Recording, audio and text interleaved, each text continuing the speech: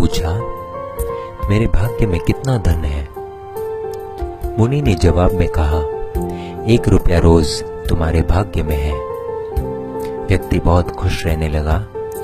उसकी जरूरतें 1 रुपये में पूरी हो जाती थी। एक दिन उसके मित्र ने कहा, मैं तुम्हारे सादगी जीवन और खुशी देखकर बहुत प्रभावित हुआ हूँ और अपनी बहन की शादी तुमसे करवाना चाहता हूँ। उस व्यक्ति ने कहा, मेरी कमाई 1 रुपया रोज की है, इसको ध्यान में रखना, इसी में से ही तुम्हारी बहन को गुजारा करना पड़ेगा।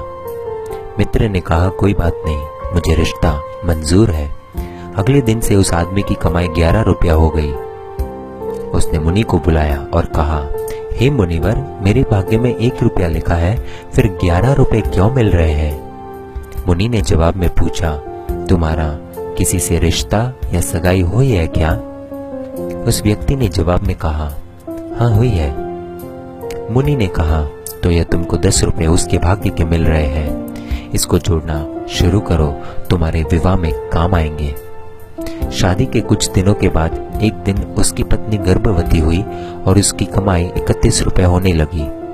फिर उसने मुनि को बुलाया और कहा, हे मुनिवर, मेरी और मेरी पत्नी के भाग्य के 11 रुपए मिल रहे थे, लेकिन अभी 31 रुपए क्यों मिल रहे हैं?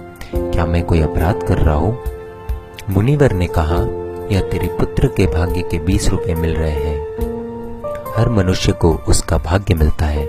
किसके भाग्य से घर में धन दौलत आती है हमको नहीं पता, लेकिन मनुष्य अहंकार करता है कि मैंने बनाया, मैंने कमाया, मेरा है, मैं कमा रहा हूँ, मेरी वजह से हो रहा है। इसलिए हमें कभी अहंकार नहीं करना चाहिए, क्योंकि हमें खुद नहीं पता है कि हम किसके भाग्य का खा रहे हैं।